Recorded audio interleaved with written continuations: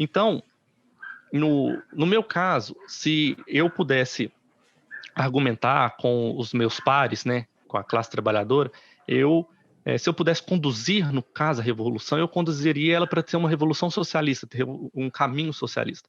E aí tudo aquilo que você falou sobre, por exemplo, a questão da cultura, a questão dos índios, etc., seria uma decisão democrática nossa, da classe. No caso, o Brasil hoje é um estado capitalista, então ele está lá para atingir os objetivos, os desejos da classe capitalista, da classe burguesa. Então, os índios, no caso, são empecilhos. Os índios têm terras demarcadas, dentro dessas terras tem minerais. A ditadura militar, no caso, na época, ela fez isso para proteger tanto os minerais, os recursos minerais, como os índios. Então, eles demarcaram as terras indígenas, principalmente onde tinha recursos minerais. Hoje, os capitalistas, a classe burguesa, já estão de olho nesses recursos minerais para eles lucrarem. Então, eles invadem as terras indígenas, matam os indígenas, e eles querem cada vez mais desdemarcar essas terras indígenas. No caso, o Bolsonaro é um dos maiores representantes disso, né? Foi promessa de campanha dele. Ele falava, se eu for presidente, não vai ter mais 1 quilômetro demarcado para terra indígena. Quem que vai ganhar com isso? É lógico que são os capitalistas que querem explorar aquela área.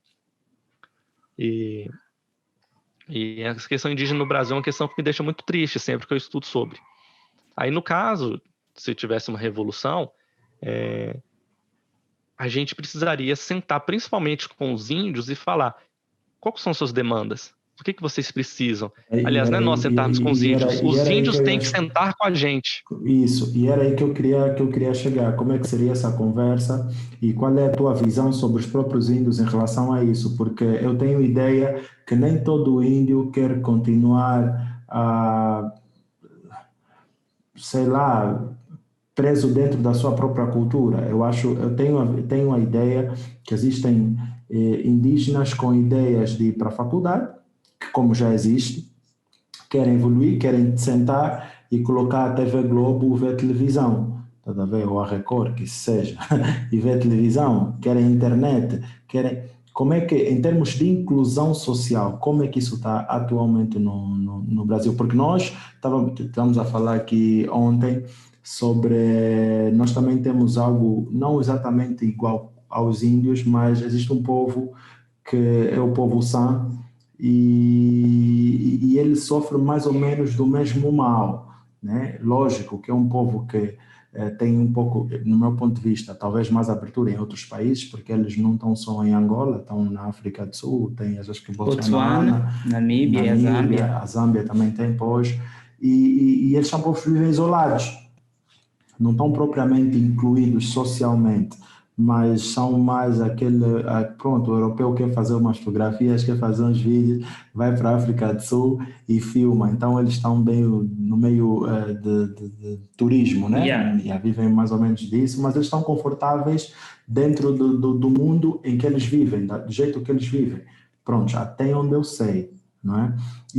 Mas em Angola, eu não sei como é que vivem os Sans em Angola, mas eu também tenho ideia de que deve existir alguém naquele meio com as mesmas ansiedades, né? Com aquela mesma vontade de dizer, não, eu também preciso, eu também quero conhecer mais disso. A primeira vez que ele viu uma câmera, disse, pá, o que é isso? Isso capta a minha imagem, faz o quê? Percebe? E fora isso, é eles partilharem o conhecimento que eles têm com a sociedade moderna, né? E existir um intercâmbio maior em termos de conhecimento e visão do mundo, né?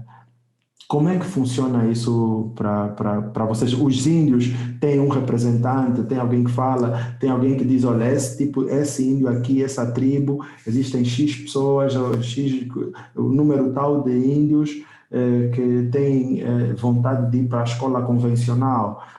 Existe um grupo de pessoas que vivem inseridas na sociedade moderna com interesse em entender a cultura indígena e aprender o que eles têm de conhecimento relativo à fauna, à flora, sobre a medicina e o desenvolvimento disso tudo. Existe isso? Então, o Brasil é um país extremamente grande, extremamente grande. Hoje, os índios eles estão basicamente confinados lá na Amazônia. Foram mortos o restante, que é muito triste, né? Assim como nos Estados Unidos também teve a Marcha para o Oeste, onde eles fizeram um genocídio com os indígenas, no Brasil também aconteceu isso, só que na região amazônica ficou bastante concentrado os índios. Então, tem índios lá que nunca tiveram contato com, digamos, o homem branco, com a sociedade moderna. Eles estão totalmente isolados. E eles são protegidos por lei. Se eles matarem alguém, a polícia não vai lá prender eles, porque eles são protegidos. No caso da inclusão, eu não conheço todos os mecanismos de inclusão do Brasil, mas, por exemplo, tem a questão das cotas, você falou da questão das universidades, se o índio quiser estudar numa universidade, tem cota. No caso, a cota para afirmação, acho que ações afirmativas, que chama. As ações afirmativas, no caso de etnia, raça ou cor. Acho que totaliza 25% das vagas. Então, se você for uma minoria étnica, como por exemplo, o preto, índio, ou não sei quais outras entrariam, você tem direito à cota, e para você fazer a universidade, como foi escola uma questão que você pública. citou. Só etnia. E sobre outra questão de inclusão, o Brasil ele lançou recentemente um satélite, agora eu esqueci a sigla direito, mas a sigla significa Satélite Geoestacionário Brasileiro.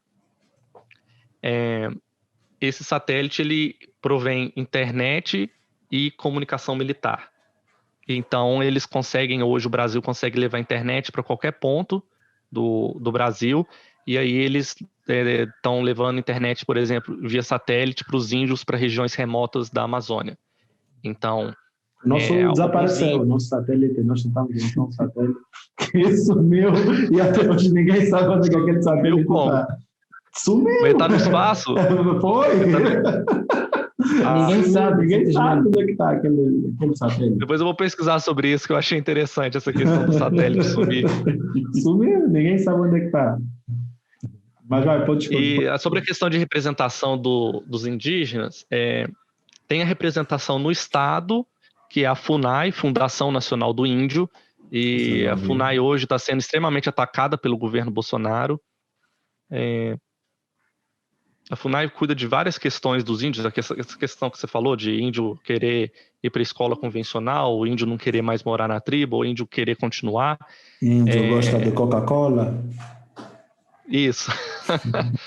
Então a FUNAI está muito próxima ao índio, ou estava no caso. Hoje a FUNAI ela é comandada pela Damares. Na verdade ela não é comandada pelo Damares, ela está dentro do Ministério da Damares, que é Ministério da Família, Direitos Humanos e da Mulher. Hoje a FUNAI está dentro da hierarquia da Damares. Só para me situar, a Damares é evangélica, né? Ela é... Yeah. Ok. A Damares ela tem várias polêmicas envolvendo os índios, como a evangelização de índios. Isso é um ponto. Acho que ela... Estamos a cometer os mesmos erros que se cometeu, que a Europa... foram erro para eles, né? Para nós tínhamos simplesmente baixar a cabeça e fingir que aceita ou aceitar para alguns, né? Que é essa questão. Essa pandemia estava tendo caso de coronavírus nos índios, porque em vez de deixar eles isolados para proteção deles, para eles não pegarem o vírus, eles estavam levando evangelização para os índios e o vírus junto. E estava tendo muita morte de índio por conta disso. E aí teve briga na justiça para se poderia ou não ter essa evangelização durante a pandemia, e no fim das contas teve, e morrem muitos índios. Isso é uma questão muito séria. Não deveria... por isso é que eu estava a falar, como elemento cultural, não seria interessante o índio passar a sua visão de espiritualidade para o resto do país, ao invés de ser o processo inverso? Repete a pergunta. Por uma questão cultural, não seria interessante, era aquilo, é um pouco linkado àquilo que eu estava a perguntar antes, sobre se existem meios de pessoas, se existe um grupo de pessoas a tentar entrar, entender a comunidade indígena e aprender com eles sobre medicina, a forma como eles tratam as suas doenças, que tipo de doenças, os mecanismos que eles usam, a sua estrutura social, porque o que eu queria perguntar, não seria interessante os índios ensinarem ou mostrarem, falarem da sua visão espiritual para o resto e não o contrário? Com certeza, mas isso não está no nosso poder, porque a gente não tem o controle do Estado para fazer isso. Hoje acontece com a internet que alguns índios podem fazer isso, né? Usar a internet que chega até eles para gravar vídeo no YouTube. Então você tem alguns YouTubers, você tem alguns indígenas YouTubers que YouTubers. levam. Depois tens que mandar o link disso. Depois manda os links para eu ver. Sim, tem até uma entrevista que eu estava assistindo da Rádio Internacional da China. Eles estavam entrevistando vários indígenas brasileiros e fizeram um zoom aqui como que a gente estava fazendo. Ok. E aí, sobre a questão do Estado, isso acontece nas universidades, porque as universidades elas são autarquias, então elas são independentes do Estado, então isso acaba indo da vontade dos professores. Então, os professores que estão no local, né, nas universidades de lá da tribo, lá na Amazônia, em Manaus, no Pará, onde tem tribos indígenas, aí eles fazem esse trabalho de estudar a medicina do índio e a cultura do índio, e lá acho que tem até aulas de idiomas, de estudar o idioma indígena, lá Guarani. tem aulas de idioma, mas isso é uma questão mais local. Eu que estou aqui no sudeste do Brasil, estou bastante distante da Amazônia, no meu dia a dia não chega nem sequer, sei lá, propaganda disso para mim, propaganda de, venha fazer um curso de idioma, de cultura ou de medicina indígena. Isso não chega para a maioria das pessoas, infelizmente.